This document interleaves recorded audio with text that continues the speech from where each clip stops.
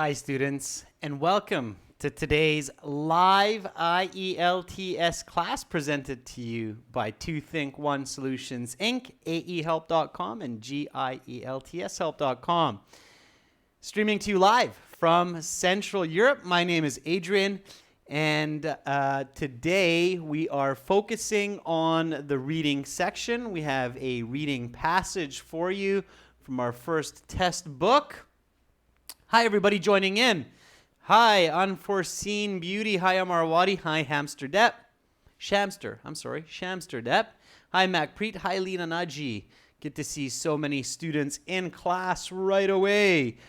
All right, everyone. You can use the code LIVE20 to get a 20% discount on our websites.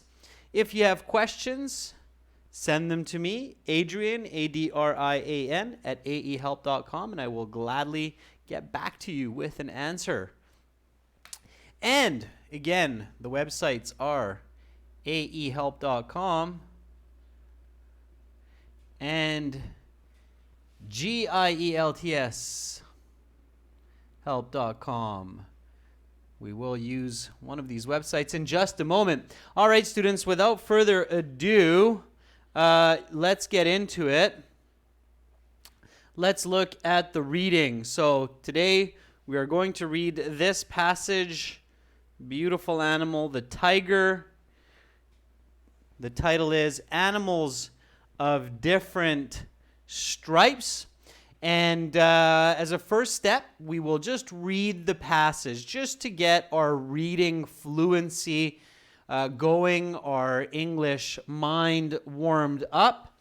And in fact, to read it, I will play the reading audio from our website. This is our academic website, aehelp.com. You can log in at the top. If you don't have the premium course, you can buy it by clicking the red button. Today we're using my account, so no worries.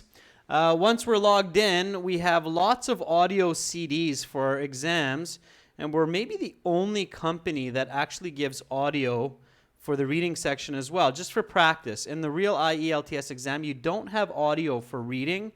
But at home, when you're getting ready for the exam, it is good to practice with audio for the reading. So this audio is CD2, track 6. You always see that in the books where you can find the audio. So I'm going to play this on my mic. So the goal here, students, is just listen and read together, okay? So we're listening and reading together. So read together, read aloud. Read aloud means so you can hear yourself read. Here we go. 3, 2, 1. Siberian and Bengal tigers. The Siberian and Bengal tigers are two of the most well-known types of tigers. These tigers are very similar. In fact, they come from the same species, but they do have some important differences. These similarities and differences, while interesting to note, are vital pieces of information for the people in charge of the conservation of endangered species of tigers.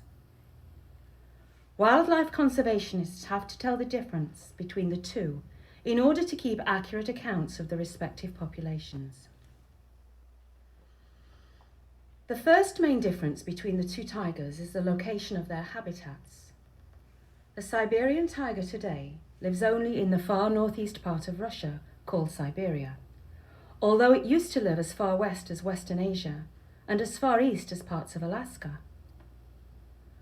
One of the main reasons Siberian tigers do not live in China anymore is due to widespread illegal hunting there in the past. Bengal tigers live in a warmer, more southern climate. They reside mostly in India, but also in Bangladesh, Nepal, and Bhutan. Bengal tigers are the most numerous of all tigers, with approximately 1,800 living in the wild worldwide. Siberian tigers, conversely, number only about 200 to 300 in their natural habitats. Both tigers are extremely popular zoo exhibits, which further contributes to the low numbers of both, especially the Siberian tiger. There have been efforts to breed Siberian tigers in captivity, and many of these efforts have been successful.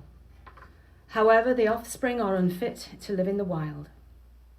At the very least, these efforts allow zoos to maintain their exhibits without taking even more tigers out of the wild population. Siberian tigers on average are larger than Bengals. The average weight of a Bengal male is about 220 kilograms, while the weight of a Siberian averages slightly heavier. Amazingly, Siberian tigers can be as large as 320 kilograms. The lengths of these animals are also different. On average, male Siberian tigers have a nose-to-tail length of 3 meters, while the Bengal's length is slightly shorter. Their tail lengths, interestingly, are the same, averaging around 1 meter. One notable observation is that the farther north in the Bengal tiger's habitat, the larger the animals get. The average weight of a tiger in northern India is about 15 kilograms more than ones in southern India, where the average recorded weight is 220 kilograms. Another clear difference between the two tigers is the seasonal growth of a winter coat for the Siberian tiger. Since they live in northern Russia, which is an unforgiving climate in the winter, the ability to endure temperatures well below freezing is essential for survival. Unlike the Bengal tiger, which lives in more equatorial climates around India, where the temperatures are more or less the same year-round, the Siberian lives in a climate where the temperature can vary more than 50 degrees Celsius. Because of this, Siberians grow longer fur in the winter. For example, the fur on the Siberian's back in the summer measures about 16 millimeters, while in winter this length almost triples. The Bengal tiger has no need for such a long winter coat. The two tigers share many similarities, including diet and reproduction. Being carnivorous, other animals are the food supply for both. The types of animals hunted are various due to the different regions that are home to these tigers.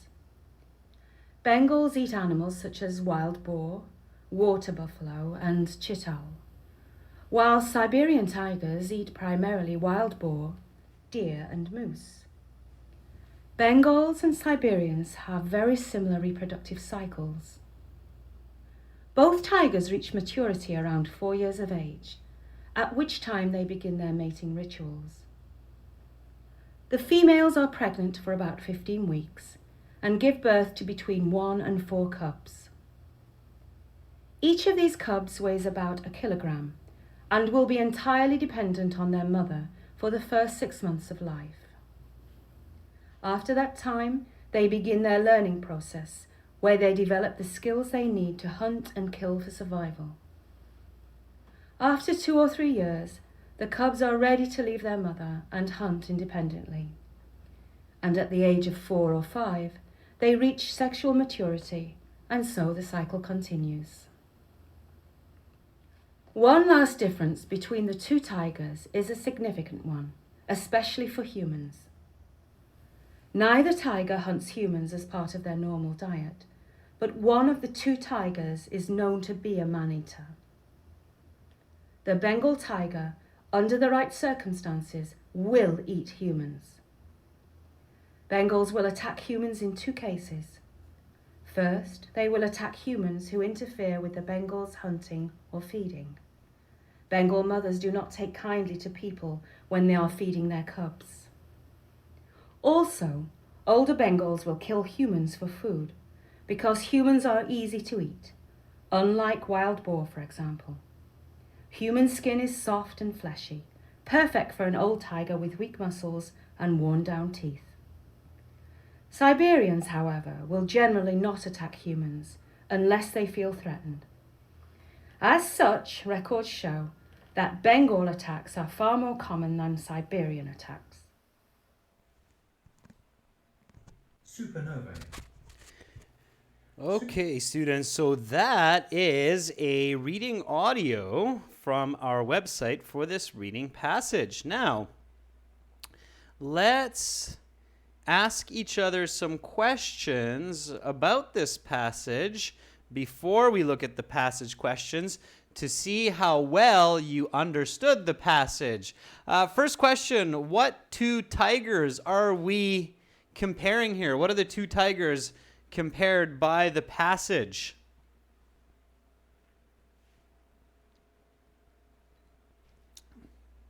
And this is a good strategy when you're practicing for the IELTS exam at home, is don't just focus on the questions of the passage, but with your partners or with your class, generate your own questions and ask each other. Yeah, we're focusing on the Bengal and Siberian tigers, of course, and really hope everybody got that. Ayagjit, good to see a new member in this chat as well. All right, and where do Siberians live? Or more specifically, which country are Siberian tigers found in? And which country are Bengal tigers found in, according to this passage? Mad Bat says in my country. Programmer says in Russia. Yeah, so they are found in Russia. Yes, Siberia is in Russia, so it's a region, northern region of Russia. Yes, absolutely. Siberians are found in Russia. Yagjit, that's right. Bengals are found in India and Nepal. Which tiger is bigger and by how much? Which of the two tigers is the bigger tiger, or the heavier tiger, I should say? Which one's heavier? And by how much is it heavier than the other tiger? Lanthiu and Abhishek say it's the Siberian tiger. By how much? How much more? Shamster Depp says the Siberian is 320 kilograms versus the 220 kilograms of the Bengal tiger. That's right. So another way is by about 100 kilograms. That's right, Popo Momo. Yeah, that's right. So by about 100 kilograms, or another way to say it is by about 50%. So 50% heavier than the Bengal tiger. That's right. Okay, and which tiger has longer fur and why? Which of the two tigers has longer fur and why?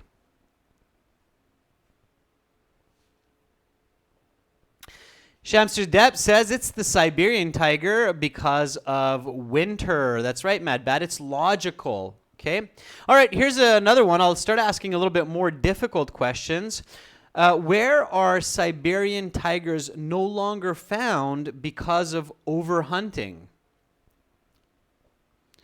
And what is the vocabulary or the word for illegal hunting of animals?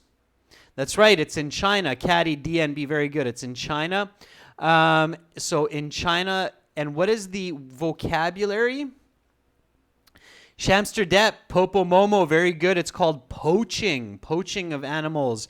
And they no longer live in China because of overhunting and poaching of these beautiful beasts.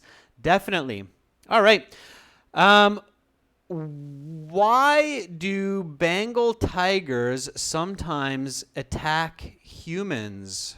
Why do Bengal tigers sometimes attack humans?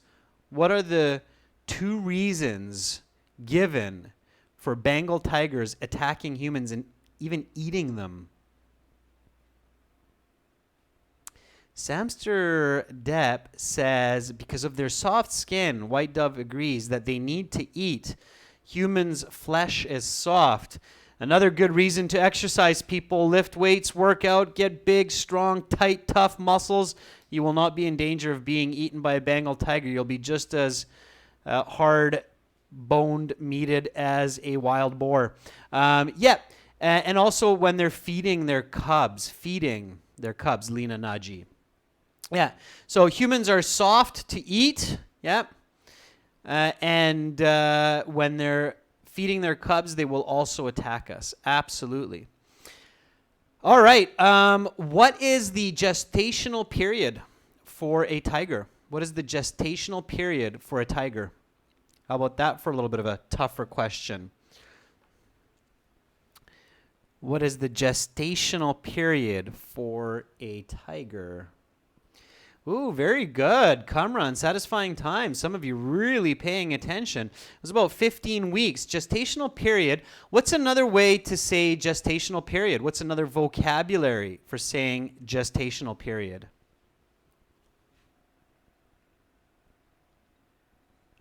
Welcome to Zumagar. Not maturity. Yeah, Kamran Hasalov says, is it the period of pregnancy? That's right, it is. It's the pregnancy, yeah. So gestational period is the pregnancy, for how long the mother is pregnant with child. That's right, absolutely. All right, another question. For how long are the tiger cubs completely dependent on their mother for survival? Satisfying times, 6 months or half a year. That's right. Very, very good. All right, here's another last one, and then we'll look at the actual questions in the passage. Why is it important for humans to know the differences between Siberian and Bengal tigers? What's the logic? Why know the difference between these two types of tigers? What's the utility or the usefulness of such knowledge? VM, first out of the gates, very, very good. Yeah, to count the populations, to know how many there are in the wild, we need to know the Siberian and the Bengal. And I'm sure that when they are in the extreme regions of Siberia and India, they look very different, but when they come to a closer proximity, they look more similar. So for conservation efforts, Shamster Depp, that's right, absolutely. Okay, very good. So students, remember that a good way to practice your reading comprehension at home before you sit the IELTS exam is don't always just focus on the reading section questions. You can, of course, do those at any time. But in partners with your classmates, read passages and generate questions. There's a huge utility to doing this exercise, okay? Gets your brain working, more focused, to pick out details, to visualize more. So a very effective reading comprehension practice before you sit your IELTS exam is to A, read a passage with a partner or small group, let's say 3 to 4 people.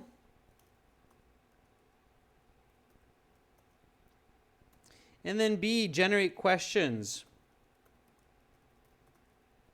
regardless of the reading passage. And you can even make it fun. You can create a game, okay?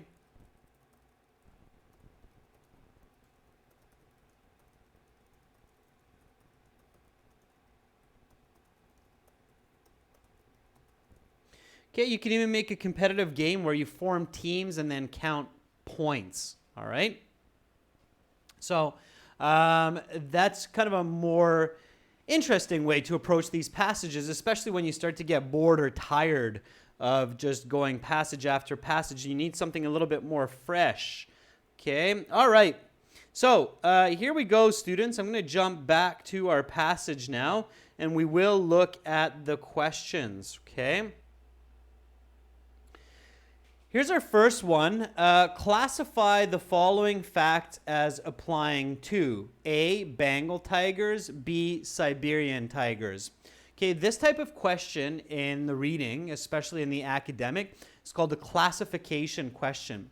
When you have a reading passage where you have a comparison of two clear categories, so here we have a clear two-category comparison of Bengals and Siberians, there's a very good chance that you will see a classification type question.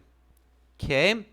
Now, a very powerful strategy, especially when they're true objects or true living organisms like Bengal and Siberian tigers, is to visualize them. Okay? So you need to visualize the Siberian tigers living in the north of Russia. Okay? So I'm going to try to just do a quick picture of Russia there, and then you need to visualize the Bengal tigers living in India, Nepal, Bhutan. And I know, don't comment on my drawing. I know it's a funny drawing. Okay? And they look like cats, not like tigers. I get it. Yes, Santa, it looks like your cat. But you need to create a visual picture. Okay? You need to see this clear comparison. And as you read the facts about the Siberian and the Bengal tiger, include that in your visualization. So when you read that the Bengal tiger has a longer fur, then see that longer fur on the Siberian tiger. Okay? When you read the information about Bengal tigers being different sizes, okay, smaller and bigger depending on where they live, then visualize the bigger ones north, the smaller ones south. It's a little tiny tiger, okay? So visualize those differences. So again, create the visualizations and keep adding to them, because that will greatly help you move through the questions and answer with confidence and accurately, okay? Visualization is key to success in the listening and in the reading section, especially for those high band scores. All right, so we have to put A for Bengal tigers, B for Siberian tigers, okay? Here we go. Question number 14. Lives further from the equator. So which tiger lives further from the equator? Is it A, the Bengal, or B, the Siberian tiger? Again, in the space here, you just put the letter A or B. Mac Preet says B, as they live in colder regions like in Russia. And Mac Preet, you are absolutely right. Mohammed Assad, you are right as well. So everybody who said A, you're wrong. Okay. The correct answer here is B. It is definitely the Siberian tiger. Remember my picture? I don't have it anymore there, but the Siberian tiger was there and the Bengal tiger was down here. Okay. So the equator is somewhere here, or actually maybe a little bit lower.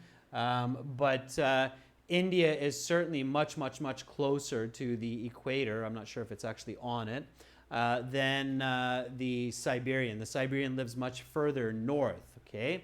So lives further from the equator. The equator, for those of you who are not familiar with that word, is the line that separates the north and south hemisphere of the planet, okay? All right, so B was the correct answer there. Okay, has a significantly higher population. So many more of them, has a significantly higher population for number 15. Bengal tiger or the Siberian tiger for number 15.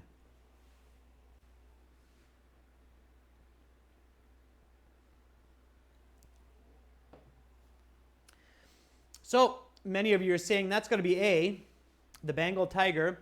And you're right. My bonus question, how many more? How many more, in comparison, how many more Bengal tigers than Siberian tigers? What's the actual difference? Alvina says, well, there's roughly about 1,800 Bengal tigers versus the 200 to 300 Siberians. Yeah, so 6 to 8 times more, right? So much, much more, Mohammed, than double. Much, much more. Okay, 6 to 8 times more. All right, Number 16 exhibits large size fluctuations depending on geography. Number 16 exhibits large size fluctuations. So it could be smaller, could be bigger, depending on where they live.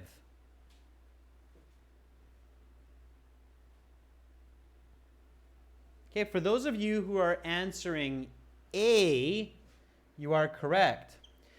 Be very careful, students. Not which one is larger. So the Siberian tiger is larger, but here it's size fluctuations depending on geography. Okay, depending on where they live, they're bigger or smaller. VM, this is for academic. So VM is asking, is this for academic or general? This is for academic, but this kind of a reading could easily be a third section in the reading for general exam as well. Okay. All right. Now, if you get a question wrong, so if you're like, I thought that was B because Siberians are bigger, I don't get what happened there, then you can jump to the transcript. It's another nice piece of information that we include. Let me see if, yeah, there we go. So we have the reading transcripts for you in our books, and I don't think I think we might be the only company that gives you reading transcripts as well. Reading transcripts means that we actually show you where answers are coming from. So we show you that in this one, the answer for 3 and 6 are coming from this section. Now I'm going to skip to Siberian tigers here. Okay, so this is our Siberian tigers transcripts, and we're looking for question number I think that was question number 13 or 14. Should have looked at that first. Yeah, 16, sorry. So there you go. So in the back of the book, in the transcripts, you will actually see here for number 16, it says, one notable observation is that the farther north the Bengal tiger's habitat, the larger the animal gets. And then it continues, the average weight of a tiger in northern India is 15 kilograms more than ones in southern India, where the average recorded weight is 220. So that means that a northern Bengal tiger in India is 235 kilograms, okay? So this part here explains that Bengal tigers in South India are smaller, they get bigger when you go north. So again, if you're not sure why you get an answer like A, then look for number 16 at the back of your book in the transcripts and you'll find that answer. Does that make sense, students? How you should use the transcripts for our practice exams to help you figure out what's going on?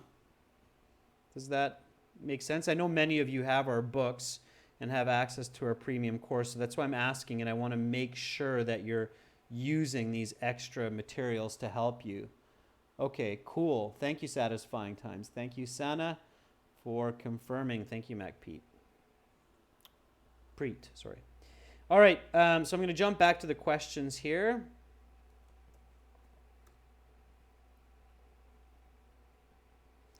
And we'll continue with 17. Okay, so question. So first three are B, A, A. Okay, so again, B, A, A. And question 17, grows no additional fur during different seasons. Okay, grows no additional fur during different seasons. Is it the Bengal tiger or is it the Siberian tiger? A or B? Okay, yeah, A it is. Very good. Be careful of these kind of tricky questions in the exam. So it's not grows additional fur, but it's grows no additional fur. The examiners are making sure that you're paying attention, you're using critical thinking. Yeah, the Siberian tiger grows additional fur in winter, so we know it's not the right answer. Okay, number 18. lives in a climate with large temperature. Lives in a climate with large temperature fluctuations. Okay, which animal for 18? Is it the Bengal tiger or the Siberian tiger? Lives in a climate with large temperature fluctuate. Yeah, of course, it's the Siberian tiger. Good job, Alvina, Hung, Lanthiu. Very good. Yeah, it's the Siberian tiger, right? Very cold winters in Siberia and nice warm summers, if I'm not mistaken. Okay, great. Good job. All right. Okay, students. Let's go to the next question. Yes, no, not given. It's one of the favorite types of questions for everybody if they know the correct strategy for it, right? What's the correct strategy? What's the best way to answer these yes, no, not given questions? Maybe somebody can share a strategy I haven't heard of. What is the best way? Mad Bat, you say, I remember. I'm not sure if you mean by remembering what you read. That's definitely good. Shamster says, scanning for synonyms. Possible, Shamster, although you might not see synonyms because it could be descriptive paraphrasing or grammatical paraphrasing. Mad Bat says, you have to use some critical thinking. Lena says, use logic. Definitely, logic is very, very good. Lanthiu says it's important to know the information. Definitely, Lanthiu, I agree. You need about 70% understanding. Just scanning will not help you, Engineering D, because how do you scan for not given? It's not possible. You don't have enough time to scan the whole passage to realize that it's not given. Farhan says, use computer logic strategy. If this, then that. Yes, that's right, Farhan. Very smart. Yeah. Using computer logic can really help. So let's do that together. Yes, if the statement agrees with the claims of the writer. No, if it contradicts, if it says the opposite.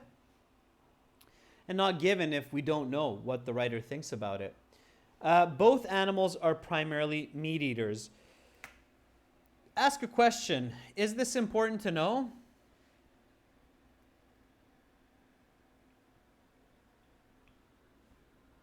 For this topic on tigers. So is it important for us to know what the eating behaviors are for these tigers, for the topic of tigers? Yes, it is. Absolutely. It's important. I don't know, Shamster, if they both eat wild boars. I think the Siberian one might not. But anyway, it's definitely important to know. Is it true that the animals are meat eaters? That's your next question. So if it's important, yes, it is important, then it must be given. So it's given. Okay, so if it's given, then it's either yes or no. And in this case, both animals are meat eaters, so we know that the answer is yes, and that's how we get the correct answer. So this is the computer logic that Farhan's talking about, and it works very, very well for yes, no, not given. So is it important for the topic on tigers? Yes, it is, so it's given. Is it true? Yes, it is. So another way that you can think about the logic here, if you're looking at it as a flow chart, is, let me draw it up for you. So if you think about it in a flow chart style, you can think about it like this. Here's the question, right? Here's the yes, no, not given, or true, false, not given.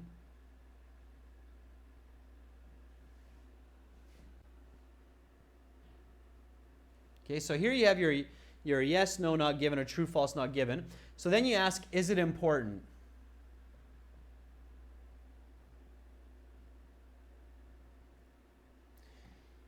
If yes, then it's given. If no, then it's not given. And in this case, this is your answer and you just move on. Okay? So this is your step 1 in the logic. Okay? So you ask, is it important? If it's not given. Therefore, you answer not given and you move on. If it is important, you say, yes, it's important. Then you know it's given. And you go to your next question. You go to, is it true or is it not?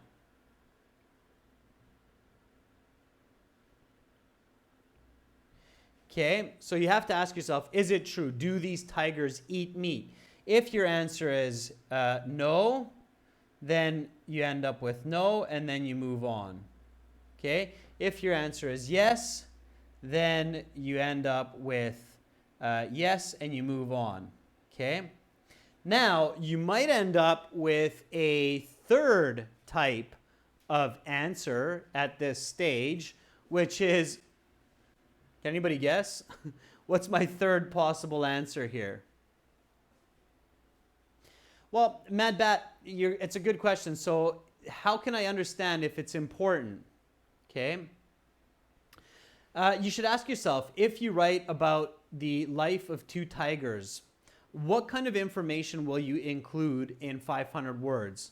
Where they live, what they eat, what they look like. Hopefully, I mean, if you're writing about tigers, 500 words, 500 to 600 words, then hopefully you will include that. Farhan, confusion, 50-50. Yeah. So your third possible choice here is maybe. Right? So at this stage where you go with is it true, you might actually end up with a maybe here. Is it important? You might end up with a maybe here as well, right? You could have a maybe at this level. Okay. If you end up with these maybes, that's when you have to search. Okay.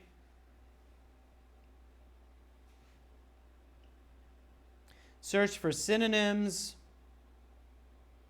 expressions, and keywords. Okay? But that should only happen 1 out of every 3 or 4 yes, no, not given questions. Okay? If you do not understand the reading at least 60%, Asta, then you need to break it down. You need to go through the reading step by step, grab your dictionary, your thesaurus, start doing translations, and improve your reading comprehension.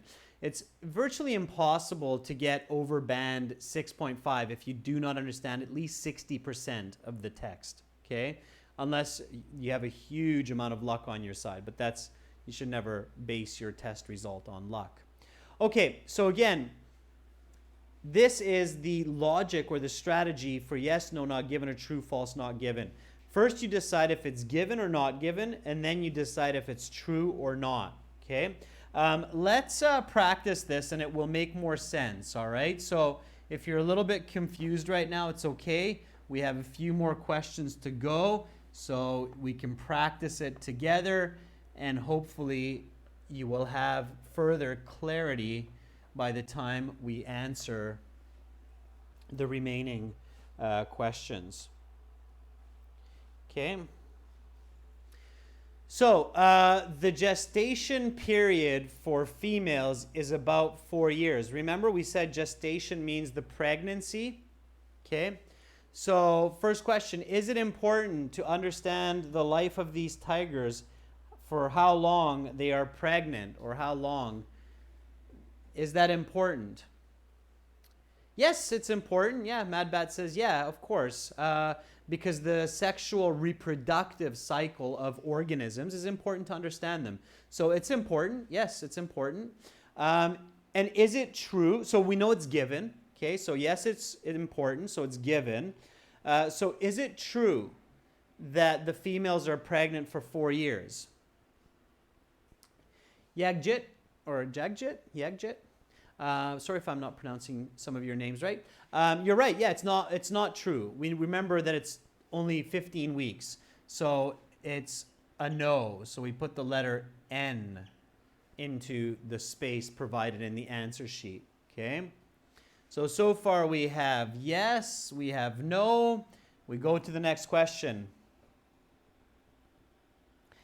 Young tigers need their mother for survival during their first half year. Young tigers need their mother for survival during their first half year. Is that important?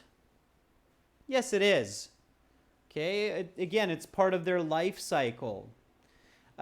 Is it true that they need their mother to survive for the first half year? Yes, it is. Okay. Now, in the IELTS exam, these questions get more and more difficult as you go along. So it starts easy and then becomes more and more difficult. So keep that in mind also. So if you're going to search, it's usually better to search for these questions here. Okay. Nabaraja, if you're still not clear about my ideas of how I'm using this logic, just send me an email and I'll send you a document that will help you a little bit. Okay. You can also check out a video on our YouTube. So if some students are really confused, you're not getting this yes, no, not given, we have a full HD video, we uploaded in the last month, that's specifically focusing on yes, no, not given. Okay. All right. Okay. So here we go. Yes, they're actually true. Hassan, the IELTS uses true information. Absolutely. Okay. Here we go. Number 22. Killing is a rite of passage which shows a cub is ready to leave its mother. So is it important to know for this passage that for a cub to leave its mother, it needs to show that it's able to kill another animal? Is that important? No, it's not really important because it's too much detail, right? Asta, I didn't see your question, so just write it again. I'll try to catch it. So it's not important. It is, but not in a 500, 600, 700 word passage. It's too much detail, so not given. Okay? And I can see that many students are understanding this strategy because you're giving me the right answers. Okay? All right. Number 23, if a mother gives birth to 1 to 4 cubs, it is common for one not to live past 6 months.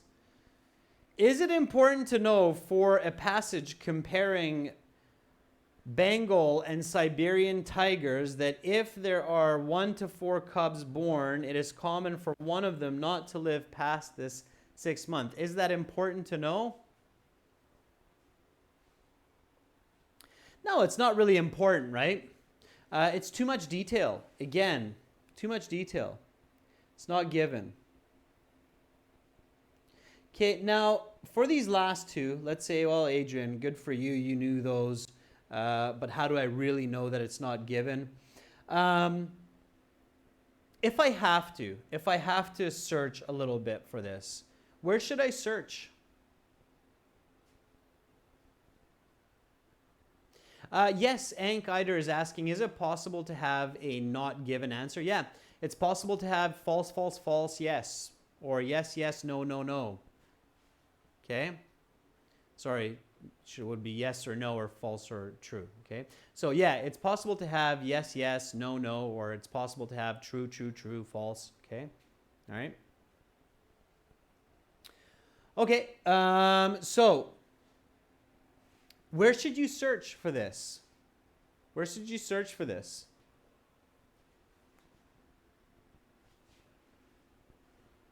If you have to search, where should you search for this? Where in the passage did we see it?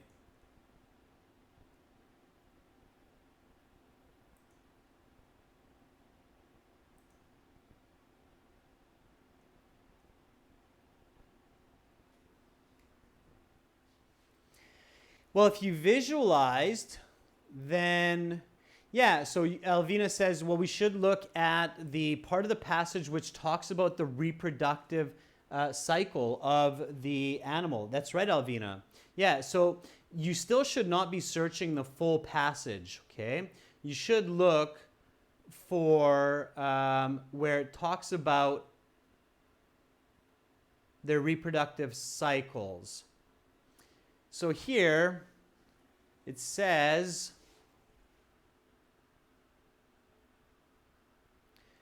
Bengals and Siberians have very similar reproduction cycles. Both tigers reach maturity around 4 years of age, at which time they begin their mating rituals. The females are pregnant for about 15 weeks and give birth to between 1 and 4 cubs. So there we have the 1 and 4 cubs. Each of these cubs weighs about 1 kilogram and will be entirely dependent on their mother for this first 6 months of life. So is there any information there about cubs dying when it's 1 to 4? No. Okay. After that time, they begin their learning process where they develop the skills they need to hunt and kill for survival. After 2 or 3 years, the cubs are ready to leave their mother and hunt independently. Okay, does it say anywhere there that there's a ritual for them to show their mothers that they can hunt before they leave? No. So we are confident that the answers are not given. Okay, so if you have to search, you still need to know where to search. You can't just read the whole passage because you will waste a lot of time and you'll run out of time. You won't be able to finish all 40 questions. Okay, all right. So we have 3 more questions. These are short answers or fill in the blanks. Write no more than 2 words for each answer. Let's do these together. Number 24. Humans are not a part of the tiger's regular what? What do you think is the missing word? And again, for even this type of question, you shouldn't have to look at the passage for every answer. Programmer 1203 says diet. And Shamster Depp says meal.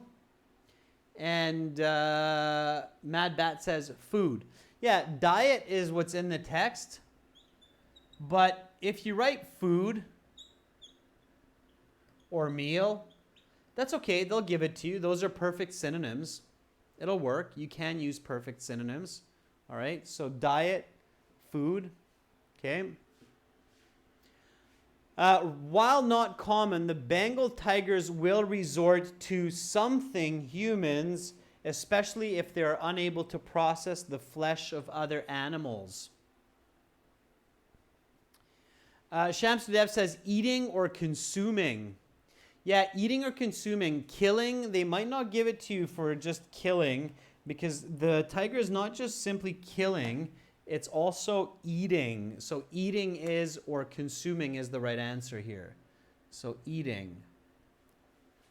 Okay, eating humans. Number 26, attacks by Bengals are often committed in defense of the tiger's what? So what is the tiger protecting? For the last one, number 26. Satisfying Times says cubs. Yep. Please don't put babies. They will not take babies for this. We don't say tiger babies, although that sounds cute. It's an incorrect term. Humans have babies. Tigers have cubs.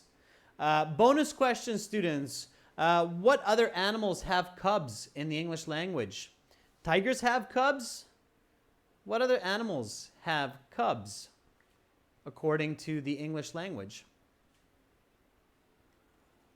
Let's see how many of you have come across this word in other contexts. Lions have cubs. Bears have cubs. Elephant, I don't think elephants have cubs. Lions have cubs. No, cats have kittens. Cats have kittens. Bears have cubs. And I don't see it yet, but wolves have cubs. Yes, MT, I believe foxes also have cubs. No, horses do not have cubs, Macpreet. Horses have, there's another word for it. It's very specific for horses. Joeys, I think, is for horses. Okay. Wolves have cubs. Okay. All right. Very good job, students. So, again, from this lesson, remember to take away this effective reading comprehension practice. Read a passage in groups or in partners. Make a game out of it. All right. Ask each other some questions. Generate questions from your own understanding. Make it a competitive game with points. For lots more reading passages, as well as reading audio, you can access all of our exams at aehelp.com for academic and gieltshelp.com for general. Use the code LIVE20 to get a 20% discount from our premium courses. Or you can even buy our books in hard copy from Amazon. Just search for AE Helps Academic IELTS or GE Helps General IELTS on Amazon, and you can buy our books in digital or hard copy form there, okay?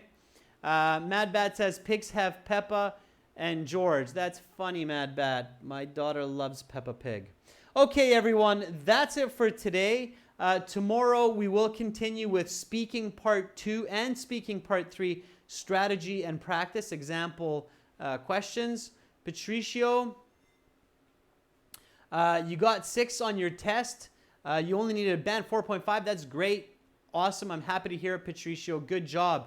Hung, you are very welcome. See you tomorrow, everybody. Have a great rest of your day. If it's late in your country, get some rest, get some shut-eye. Wake up tomorrow full of energy and ready to tackle another day. Much love to all of you. Bye for now.